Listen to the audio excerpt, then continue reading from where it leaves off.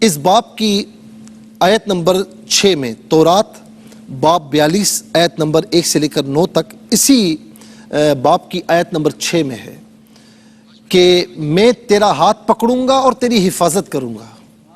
یہ نبی صلی اللہ علیہ وسلم کے متعلق فرمایا کہ میں تیرا ہاتھ پکڑوں گا اور تیری حفاظت کروں گا۔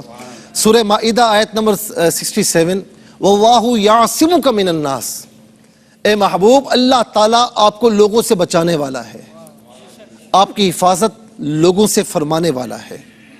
تو عیسائی یہ نہیں کہہ سکتے کہ یہ پیشن گوئی عیسیٰ علیہ السلام کے متعلق ہے، کیونکہ انجیل میں لکھا ہے کہ یہودیوں نے عیسیٰ علیہ السلام کو پھانسی دی، سولی دی، وہ تو یہ کہتے ہیں سولی دی ہے، ٹھیک ہے نا۔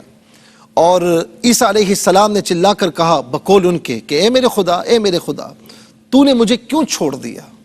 اور یہ باقاعدہ جو ہے وہ ان کی کتابوں میں مذکور ہے۔ تو وہ یہ نہیں کہہ سکتے کہ یہ جو فرمایا کہ میں تیرا ہاتھ پکڑوں گا اور تیری حفاظت کروں گا، یہ عیسیٰ علیہ السلام کے متعلق نہیں ہے، یہ حضور نبی کریم صلی اللہ تعالیٰ علیہ وسلم کے متعلق ہے کہ کتنے دشمن آئے جو جان کے در پہ ہوئے، کیا کچھ نہیں ہوا، لیکن حضور نبی کریم علیہ السلام کو کوئی نقصان نہیں پہنچا سکا، اور کوئی آپ کو شہید معاذ اللہ نہیں کر سکا، شہید نہ کر سکا، کیونکہ اللہ رب العالمین آپ کی حفاظت فرمانے والا ہے۔ اور اب انجیل کی طرف آ جائیے۔ موجودہ انجیل کے متن میں نبی صلی اللہ علیہ وسلم کے متعلق بشارتیں موجود ہیں۔ متی کی انجیل باب 21 آیت نمبر 42 to 43، یعنی 42 سے لے کر 43 تک، اور یہ بھی ان کی جو سوسائٹی ہے انہی سے یہ چھپ کر موجود ہے۔ یسوع نے ان سے کہا کہ کیا تم نے کتاب مقدس میں کبھی نہیں پڑھا کہ جس پتھر کو معماروں نے روکا وہی کونے کے سرے کا پتھر ہو گیا؟ یہ خداوند کی طرف سے ہوا، ہماری نظر میں عجیب ہے۔ اس لیے میں تم سے کہتا ہوں کہ خدا کی بادشاہی تم سے لے لی جائے گی، اور اس قوم کو جو اس کے پھل لائے اسے دے دی جائے گی۔ یہ ذکر موجود ہے، اس امت کی طرف اشارہ ہے، اور ظاہر ہے کہ ہمیں جو کچھ ملا حضور نبی کریم علیہ السلام کے صدقے میں ملا۔ یہ آیت بھی نبی علیہ السلام کی بشارت ہے، اور قرآن مجید کی اس آیت کے مطابق ہے، اولئک الذین آتیناہم الکتاب والحکم والنبوۃ فإن یکفر بہا ہؤلاء فقد وکلنا بہا قوما لیسوا بہا بکافرین۔ یہ وہی لوگ ہیں جن کو ہم نے کتاب اور حکم شریعت اور نبوت عطا کی، پس اگر ان چیزوں کے ساتھ یہ لوگ کفر کریں تو بے شک ہم نے ان چیزوں پر ایسی قوم کو مقرر فرما دیا جو ان سے انکار کرنے والے نہیں ہیں۔ سورہ الانعام آیت نمبر 89۔ پھر آگے آ جائیے، یوحنا کی انجیل باب 4 اور آیت نمبر 12 سے لے کر 16 تک۔ میں تم سے سچ کہتا ہوں جو مجھ پر ایمان رکھتا ہے یہ کام جو میں کرتا ہوں وہ بھی کرے گا، بلکہ ان سے بھی بڑے کام وہ کرے گا، کیونکہ میں اس کے پاس جاتا ہوں، جو کچھ تم میرے نام سے چاہو گے میں وہی کروں گا، تاکہ باپ بیٹے میں جلال پائے۔ اگر میرے نام سے کچھ چاہو گے تو میں وہی کروں گا۔ اگر تم مجھ سے محبت رکھتے ہو تو میرے حکموں پر عمل کرو گے، اور میں درخواست کروں گا کہ وہ تمہیں دوسرا مددگار بخشے گا کہ ابد تک وہ تمہارے ساتھ رہے۔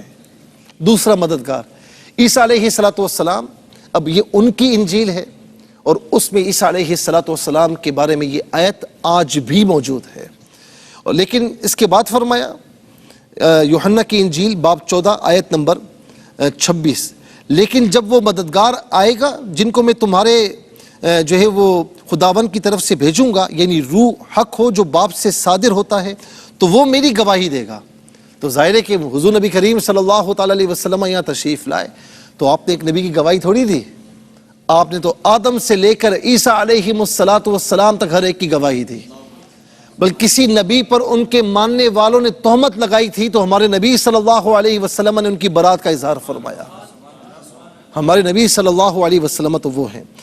تو اور پھر ایک اور بھی جو ہے آیت کریمہ ہے، یوحنا کی انجیل باب 14 آیت نمبر 30، اس کے بعد تم سے بہت سی باتیں نہ کروں گا، کیونکہ دنیا کا سردار آنے والا ہے اور مجھ سے اس کا کچھ بھی نہیں، وہ آنے والا ہے۔ اللہ اکبر۔ عیسیٰ علیہ السلام بشارت دیتے ہوئے جا رہے ہیں۔ اور پھر آپ یہ دیکھیں، حضرت ابو ہریرہ بیان کرتے ہیں کہ اللہ کے رسول نے فرمایا کہ میں لوگوں کی بنسبت ابن مریم کے زیادہ قریب ہوں، تمام انبیاء اللہ باپ شریک بھائی ہیں، میرے اور ان کے درمیان کوئی نبی نہیں ہے۔ تو وہی بات میرے نبی صلی اللہ علیہ وسلم خود فرما رہے ہیں۔ یوحنا باب 16 آیت نمبر 13 ان آیات میں ہے کہ وہ تم کو سچائی کی راہ دکھائے گا۔ نبی صلی اللہ علیہ وسلم کے بارے میں عیسیٰ علیہ السلام فرماتے ہیں کہ وہ تم کو سچائی کی راہ دکھائے گا۔ قرآن مجید میں حضور نبی کریم علیہ السلام کے متعلق اللہ رب العالمین فرماتا ہے اِنَّكَ لَتَهْدِي إِلَىٰ صِرَاطٍ مُسْتَقِيمٍ، سورہ شورى آیت نمبر 52، بے شک آپ ضرور سیدھے راستے کی طرف ہدایت دیتے ہیں۔ اس کے علاوہ اور بھی تذکرے موجودہ انجیل میں اس وقت بھی موجود ہیں۔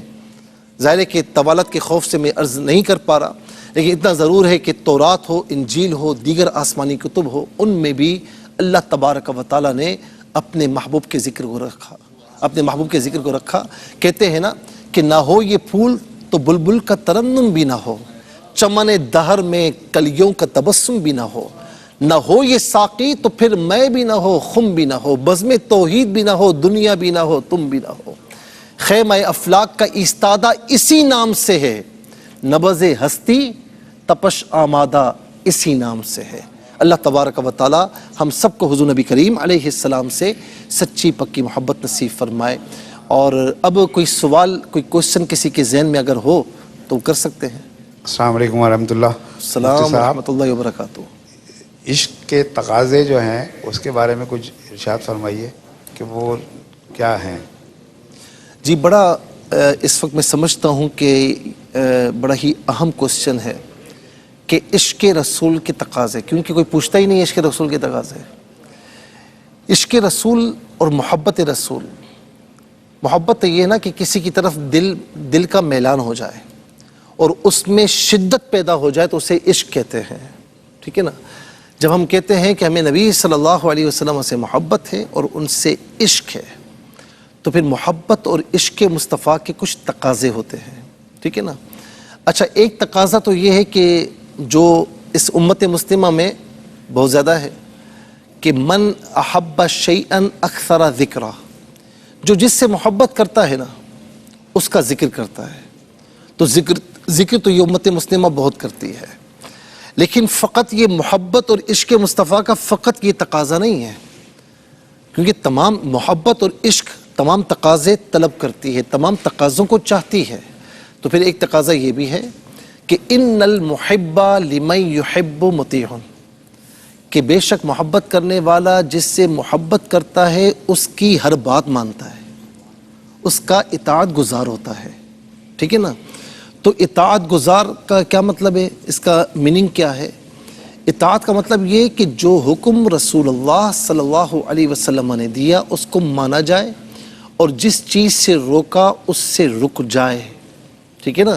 اور میں تو کہوں گا کہ عشق مصطفیٰ کا تقاضا اس سے بڑھ کر ہے کہ صرف اطاعت مصطفیٰ تک محدود نہ رہے، اتباع مصطفیٰ کی طرف آ جائے، نبی علیہ السلام کی اداؤں کو اپنائے، حکم کا انتظار نہ کرے کہ میرے نبی نے منع کیا نہیں کیا، میرے نبی نے حکم دیا نہیں دیا، حکم اور ممانعت کا انتظار نہ کرے، یہ دیکھے کہ میرے نبی کو یہ پسند ہے، پھر حکم کا انتظار نہیں ہونا چاہیے، اس کو بجا لائے۔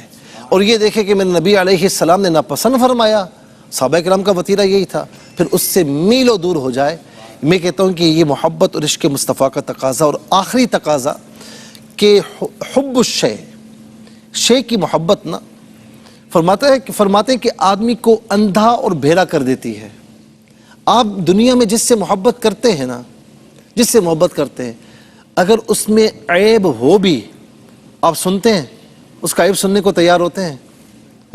نہیں ہوتے نا۔ آپ اپنے کانوں کو بہرا کر دیتے ہیں، آنکھوں کو اندھا کر دیتے ہیں۔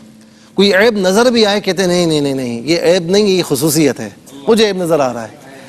تو جو محبوب ہو ہی بے عیب، وہ کمال حسن حضور ہے کہ گمان نقص جہاں نہیں، یہی پھول خار سے دور ہے، یہی شمع ہے کہ دھواں نہیں۔